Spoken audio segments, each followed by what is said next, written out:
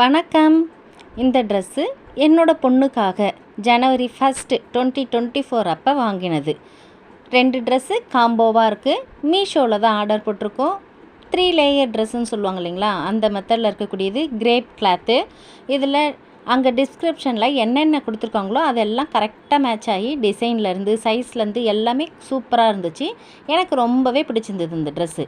ஆனால் readymade dress எது வாங்கினாலும் ஆல்டர் பண்ணிவிட்டு என்னென்ன கரெக்ஷன் இருக்குன்றது எல்லாத்தையும் பார்த்துட்டு அதுக்கப்புறம் தான் நம்ம யூஸ் பண்ணணுன்றதை எனக்கு ஒரு மிகப்பெரிய அனுபவ படமாக அமைஞ்சது இந்த ட்ரெஸ்ஸில் தான். ஏன்னு கேட்குறீங்களா? அடுத்தடுத்து வீடியோஸ் காமிச்சிட்டே இருக்கேன் பாருங்கள் இந்த வீடியோவில், அதிலே நீங்கள் தெரிஞ்சுப்பீங்க. அடுத்ததாக இந்த ட்ரெஸ் பாருங்கள், இது 2வது ட்ரெஸ்ஸு நேவி ப்ளூ கலரு.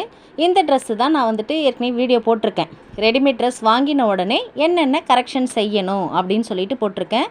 அதை பார்த்து நீங்கள் இதுக்கப்புறம் ஏதாவது ரெடிமேட் ட்ரெஸ் வாங்கினீங்கன்னா அதில் அந்த கரெக்ஷன்ஸ் எல்லாம் சேர்த்துக்கோங்க.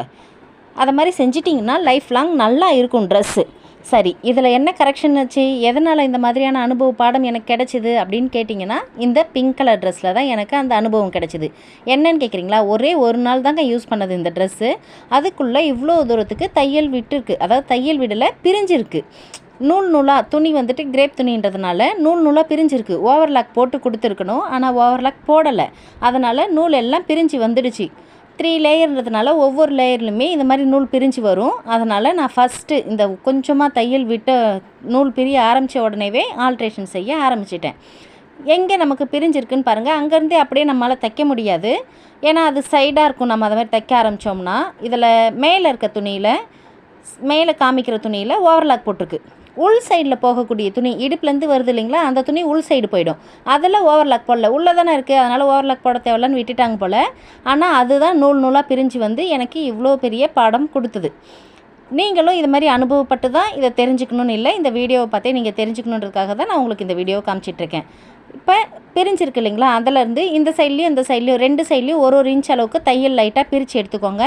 இப்போ நமக்கு நூல் பிரிஞ்சு வந்தது இல்லைங்களா, அதெல்லாம் நூல் நமக்கு எக்ஸ்ட்ரா தொங்கிட்டுருக்கும்.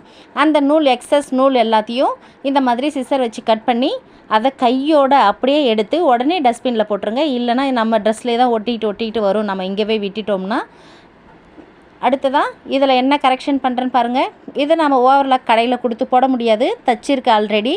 தைச்சோம்னா நம்ம அது மாதிரி பண்ண முடியாது, பிரிச்சிருக்காது இல்லைங்களா. அதனால் இப்போ நான் இதில் ஃபெவிக்ரில் இருக்குது இல்லைங்களா, ஸ்டோன்லாம் ஒட்டுறதுக்கு யூஸ் பண்ணுவோமே நம்ம துணிக்கு, அதே கம்மு தான் எடுத்து கையால் தான் அப்படியே 2 விரலால் அப்படியே ஓரம் ஃபுல்லாக கம் அப்ளை பண்ணி விட்டுடுறேன்.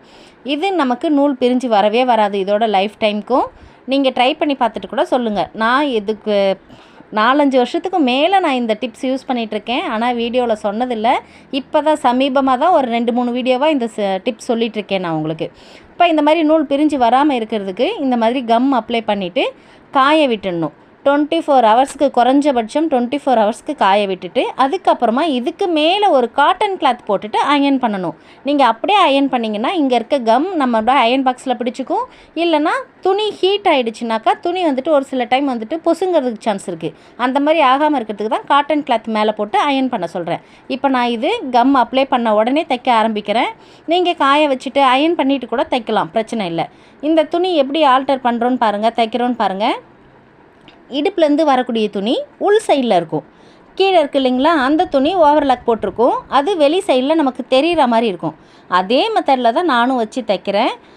இப்போ கீழே இருக்கிற துணி தான், வெளியில் தெரியக்கூடிய துணி தான் ஃபஸ்ட்டு கீழே இருக்குது ஓவர்லாக் போட்டிருக்கிறது. அதில் சுருக்கம்லாம் வச்சு தைச்சிருக்காங்க. அதே மாதிரியே அகைன் அந்த சுருக்கம் அடையாளம் எனக்கு தெரியுது. அந்த சுருக்கம் எல்லாம் அப்படியே வச்சுட்டு மேலே இடுப்புலேருந்து வரக்கூடிய துணி இதில் தான் நான் கம் அப்ளை பண்ணியிருக்கேன். அந்த துணியை மேலே அப்படியே வச்சுட்டு தைக்கிறேன். நம்ம நார்மலாக எப்பயுமே ட்ரெஸ்ஸு தைச்சோம்னா 2 துணியும் ஒன்றா வச்சு 1/2 இன்ச் அளவுக்கு தையலுக்கு இடம் விட்டுட்டு தைச்சிட்டே இருப்போம் இல்லைங்களா, அந்த மாதிரி இதில் தைக்க முடியாது. இதுதான் இந்த ட்ரெஸ்ஸோட ஸ்பெஷல். நான் ஃபஸ்ட் டைம் இந்த ட்ரெஸ் இந்த மாதிரி வாங்கியிருக்கேன், ஆனால் இப்படி ஒரு அனுபவம் கிடைக்கும்னு எதிர்பார்க்கவே இல்லை. சரி, இது தையல் நான் பிரித்து இருக்க இடம் எல்லாம் போட்டாச்சு. அப்படியே விட்டுடலாமான்னு கேட்டிங்கன்னா இல்லை, ஃபுல்லாக எல்லா இடத்துக்கும் இந்த தையல் நம்ம போட்டோம்னா தான் சேஃபு. இந்த சைடு 2 இடுப்பு சைடு தையல் போட்டிருக்கோம் இல்லைங்களா, அந்த இடம் வரைக்குமே இதை தச்சு முடிச்சிடணும். தச்சுட்டு நூலை கட் பண்ணி எடுத்துடலாம். நீங்கள் உங்களுக்கு விருப்பப்பட்டால் இன்னும் மேலே இன்னும் கீழே இன்னொரு லேயர் வரும் இல்லைங்களா, அந்த இடத்துலையும் ஒரு தையல் போட்டு எடுத்துக்கிறதுனாலும் எடுத்துக்கலாம். அதே மாதிரியே பேக் சைட்லேயும் தச்சு எடுத்துக்கலாம். ஏன்னா ஒரு சேஃப்டி ஸ்டிச் தானே இது, அதனால் போட்டுக்கலாம். இப்போ நீங்கள் முன்னாடி திருப்பி பாருங்கள், எந்த வித்தியாசமுமே தெரியல, சூப்பராக இருக்குது. இது அதுக்கு அடுத்த லேயர் கீழே இருக்கக்கூடிய துணி, இது பிரிஞ்சு வர ஆரம்பிச்சிருக்கு. இப்போ இதுவும் ஃபுல்லாக பிரிஞ்சு வர வரைக்கும் நான் வெயிட் பண்ணக்கூடாது. ட்ரெஸ்ஸு வாங்கின உடனே அதில் ஓவர்லாக் இருக்கா, ஏதாவது நூல் பிரிஞ்சு வர மாதிரி இருக்கா, எல்லாத்தையும் செக் பண்ணிக்கிட்டு நம்ம செய்யணும். அதிலே நான் கம் அப்ளை பண்ணிட்டேன், அதெல்லாம் காமிச்சு உங்களுக்கு டைம் வேஸ்ட் பண்ண நான் விரும்பலை. இதில் என்னென்ன கரெக்ஷன் செய்யணும் செஞ்சுருக்கேன் அப்படின்றத நான் உங்களுக்கு காமிக்கிறேன் பாருங்கள். இதில் கழுத்து வந்துட்டு சின்னதாக தான் இருக்குது, ஆனால் லூஸாக இருக்குது. ஃப்ரண்ட் சைடில் லூஸாக இருக்குது. அதனால் 1 இன்ச் அளவுக்கு ஃப்ரண்ட் சைடு மட்டும் பிடிச்சி ஷோல்டர் கார்னரில் போய் டைட் பண்ணி தைச்சிருக்கேன். அதோடு சரி, அதுக்கு அடுத்ததாக இந்த கம் அப்ளை பண்ணியிருக்கோம், தைச்சிருக்கோம் இல்லைங்களா. அடுத்ததாக பாருங்கள் என்னென்ன கரெக்ஷன் பண்ணணும்னு பாருங்கள். கை ஜாயின் பண்ணியிருக்க இடம் பார்க்குறோம், 2 தையல் போட்டிருக்காங்க. அதனால் பிரச்சனை இல்லை. இருந்தாலும் நம்ம அந்த இடத்துலையும் லைட்டாக கம் அப்ளை பண்ணிட்டோம்னா அதுவும் சேஃபாக இருக்கும். இந்த சைடுலாம் பார்த்திங்களா, 2 சைடுமே இடுப்பு சைடு கையிலேருந்து கீழே வரைக்கும் வரும் இல்லைங்களா, அந்த 2 சைடுமே ஓவர்லாக் போட்டு தான் கொடுப்பாங்க எப்பயுமே ரெடிமேட் ட்ரெஸ்ஸில். ஆனால் இந்த ட்ரெஸ்ஸில் அந்த மாதிரி ஓவர்லாக் இல்லை. இது மிஷின்லேயே நம்ம தையல் போடுறதுனால போட்டுக்கலாம், இல்லைன்னா ஓவர்லாக் போட்டு எடுத்துக்கிறதுனாலும் எடுத்துக்கலாம். என்கிட்ட நான் ஓவர்லாக் மிஷின் இல்லை, நான் கடையில் கொடுத்து தான் போடணும். அதையும் நான் கடையில் கொடுத்து போட போகிறேன். இடுப்பு பகுதி பாருங்கள், மேலேருந்து வரக்கூடியதும் இடுப்பு துணியும் ஜாயிண்ட் ஆகிற இடமும் ஓவர்லாக் போட்டு இல்லை. இப்போ இதெல்லாம் நான் ஓவர்லாக் கடையில் கொடுத்து போட்டு வாங்கிட்டேன். இப்போ எனக்கு இந்த ட்ரெஸ்ஸை பற்றின கவலை எனக்கு இல்லை. இதுக்கப்புறம் இதில் எதுவும் பிரிஞ்சு வராது, கிழியாது. இந்த ட்ரெஸ் எவ்வளோ நாளைக்கு உழைக்குன்றதை நான் உங்களுக்கு சொல்கிறேன். அதாவது உழைச்சிருக்குன்றது ஒரு 6 மாதம் இல்லை 1 வருஷம் கழித்து கூட நான் இந்த ட்ரெஸ்ஸோட ரிவ்யூ உங்களுக்கு காமிக்கிறேன். இவ்வளோ தாங்க இந்த ட்ரெஸ்ஸில். புதுசாக ரெடிமேட் ட்ரெஸ் வாங்கினோம்னா இந்த மாதிரி சின்ன சின்ன விஷயங்கள் எல்லாம் பார்த்து ஃபஸ்ட்டே நம்ம ஆல்டர் பண்ணி கரெக்ஷன் பண்ணி வச்சிட்டோம்னா அதுக்கடுத்து எந்த ப்ராப்ளமும் இருக்காது.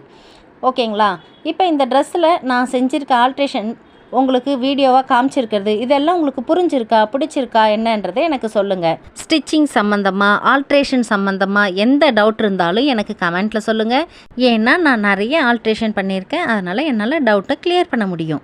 ஜாக்கெட் சுடிதார் தைக்கிறதுல ஏதாவது டவுட் இருந்தாலும் கேளுங்க, அதுவுமே நான் என்னால் கிளியர் பண்ண முடியும்.